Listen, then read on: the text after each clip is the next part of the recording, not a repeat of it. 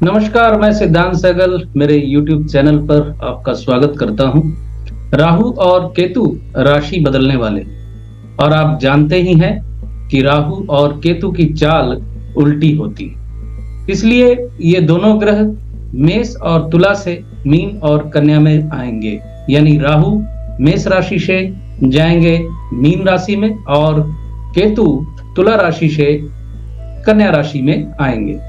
30 अक्टूबर 2023 को राहु मीन राशि में और केतु कन्या राशि में आ जाएंगे और 20 मई 2025 तक रहेंगे। राहु और केतु 18 महीने एक राशि में विचरण करते हैं और ये गोचर फल मैं आपको बताने जा रहा हूं, वो चंद्र राशि से बता रहा हूं। राहु को नैऋत्य दिशा का स्वामित्व प्राप्त है, केतु को भी नैऋत्य दिशा का ही स्वामित्व प्राप्त है। हालांकि मतांतर से कई लोग कहते हैं कि केतु ईशान कोण का कारक होता है, यानी ईशान कोण का स्वामित्व प्राप्त है केतु को। इसके पीछे वो तर्क ये देते हैं कि इसके पीछे वो लोग ये तर्क देते हैं कि राहु और केतु हमेशा आमने सामने होते हैं 180 डिग्री पे। लेकिन मैं समझता हूं राहु केतु के आमने सामने होने का वो रूल यहाँ लागू नहीं होता। जन्म कुंडली अलग होती है और वास्तु एक अलग चैप्टर है। जन्म कुंडली में भी होरा कुंडली में राहु और केतु एक ही राशि में होते हैं, एक ही लग्न में होते हैं, तो स्थितियों के अनुसार बहुत सी चीजें बदल जाती हैं। राहु मीन राशि में विचरण के दौरान सबसे पहले रेवती में, फिर उत्तरा भाद्रपद नक्षत्र में और अंत में पूर्व भाद्रपद नक्षत्र के अंतिम चरण में होंगे।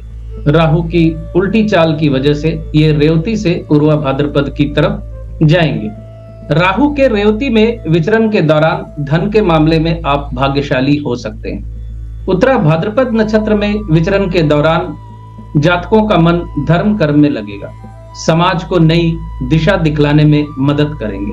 और पूर्व भाद्रपद में विचरण के दौरान आप अपनी पुरानी यादों को सहेजने की कोशिश करेंगे, पुरानी गलतियों को सुधारने की कोशिश करेंगे। ये गोचर का फल जो है, ये जनरल फल बता रहा हूं, ये लगभग सब पे लागू होगा, लेकिन अपनी अपनी लग्न और अपनी अपनी राशि और जन्म कुंडली में चल रही दशा अंतरदशा के अनुसार इन फलादेशों में अंतर आ जाता है। मैं सिर्फ ग्रह के नक्षत्र में रहने का फल आप लोगों तक पहुंचाने की कोशिश कर रहा हूं। केतु कन्या में विचरण करेंगे और कन्या में विचरण के दौरान सबसे पहले केतु देव चित्रा नक्षत्र में, उसके बाद हस्त नक्षत्र में, उसके बाद उत्तरा फाल्गुनी नक्षत्र में विचरण करेंगे। केतु को उत्तरा फाल्गुनी नक्षत्र के 3 चरण मिलेंगे यहाँ। चित्रा मंगल देव का, हस्त चंद्र देव का और उत्तरा फाल्गुनी सूर्य देव का नक्षत्र होता है। चित्रा में विचरण के दौरान आपको कला के क्षेत्र से अलग कर सकते हैं ये, यानी अगर आप कला के क्षेत्र से जुड़े हुए हैं तो केतु का विचरण आपको वहां परेशानियों में डाल सकता है। अगर आप नृत्य करते हैं तो आपको नृत्य के दौरान चोट लग सकती है। हस्त नक्षत्र में विचरण के दौरान हस्तकला के क्षेत्र में आपको कठिनाइयों का सामना करना पड़ सकता है। आपके स्वभाव में कठोरता बढ़ेगी। उत्तरा फाल्गुनी नक्षत्र में विचरण के दौरान प्रेम संबंधों में अत्यधिक वास्तववादी बनने के चक्कर में आप नुकसान उठाएंगे, पर समाज में कोई उच्च पद आप प्राप्त कर सकते हैं। राहु और केतु छाया ग्रह कहलाते हैं, लेकिन जन्म कुंडली और गोचर दोनों में इन ग्रहों का जीवन में बहुत गहरा प्रभाव पड़ता है। राहु और केतु दोनों मायावी ग्रह कहलाते हैं, क्योंकि राहु और केतु एक ही व्यक्ति के 2 भाग हैं। राहु शर है और केतु उसका धड़। लेकिन एक व्यक्ति के 2 भाग होने के बावजूद राहु दरअसल ज्यादा माया का कारक है, इसलिए राहु और केतु के स्वभाव में थोड़ा अंतर भी है। राहु लालच और अंतहीन इच्छाओं का कारक होता है और केतु इच्छाओं के अंत का कारक होता है।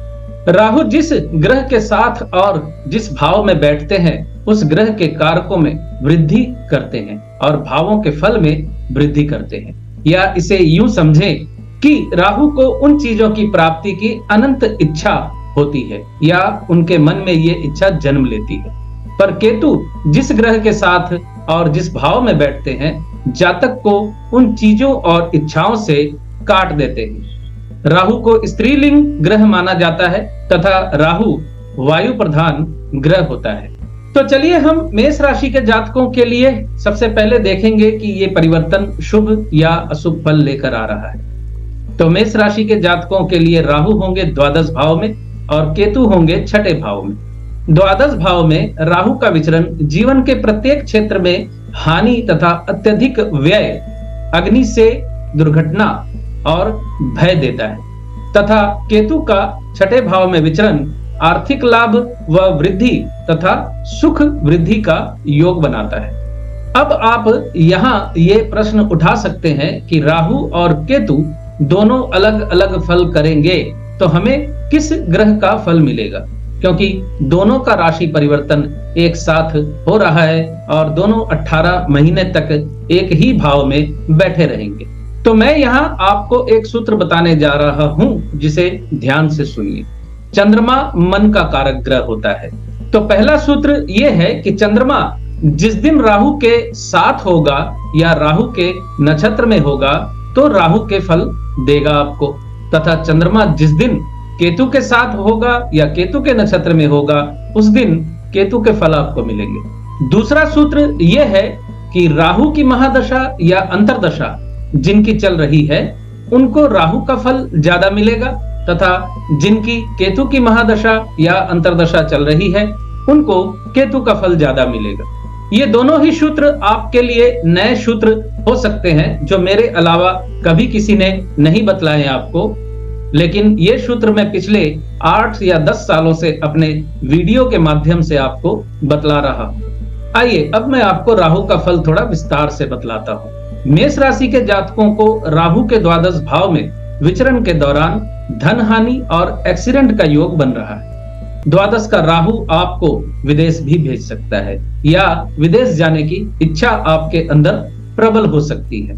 किसी विदेशी भाषा की तरफ आप आकर्षित हो सकते हैं और उस भाषा को सीखने की कोशिश कर सकते हैं। अध्यात्म की तरफ भी आपका आकर्षण बढ़ सकता है, लेकिन आप अध्यात्म का दिखावा करना ज्यादा पसंद करेंगे। दिवा स्वप्न ज्यादा देखेंगे।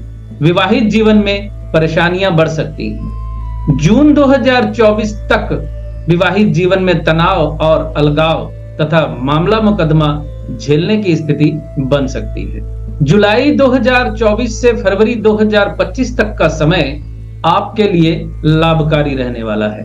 दाम्पत्य जीवन में प्रेम और समझदारी, मामला मुकदमा से मुक्ति तथा कर्म व्यस्तता और कर्म स्थान पर सफलता, सम्मान वृद्धि और पदोन्नति तथा स्वास्थ्य लाभ के योग बन रहे।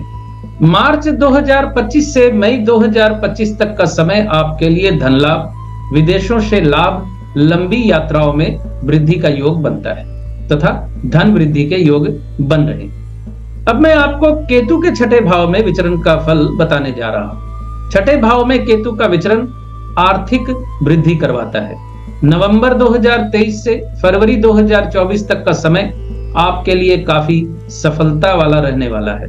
मार्च 2024 से अक्टूबर 2024 तक का समय आपको पारिवारिक जिम्मेदारियों में उलझाए रखेगा। घर मकान बनवाने की कोशिश आप कर सकते हैं, बनाने में कामयाब भी हो सकते हैं। नवंबर 2024 से मई 2025 तक का समय प्रेम संबंधों में सफलता तथा उलझनों वाला हो सकता है, यानी प्रेम संबंधों में उलझने भी आपको झेलनी पड़ सकती है। शिक्षा में सफलता मिलेगी आपको। संतान संबंधी चिंता और संतान की कामयाबी से आपको प्रसन्नता होगी। तो ये था मेष राशि के जातकों के लिए राहु केतु के गोचर का फल। जिनकी जन्मकालीन राहु की महादशा चल रही है और राहु अष्टम में बैठा हुआ है, तो आपको राहु के उपाय कर लेने चाहिए। बहते पानी में नारियल बहाने का उपाय सबसे बेहतर उपाय होगा आपके लिए, और वो उपाय कैसे करना है उसका वीडियो आपको इस वीडियो के डिस्क्रिप्शन में मिल जाएगा। वीडियो अच्छा लगे तो लाइक और सब्सक्राइब भी जरूर कीजिएगा और साथ ही शेयर भी कर दीजिएगा। बहुत बहुत धन्यवाद आप सभी मित्रों का। खुश रहिए, स्वस्थ रहिए।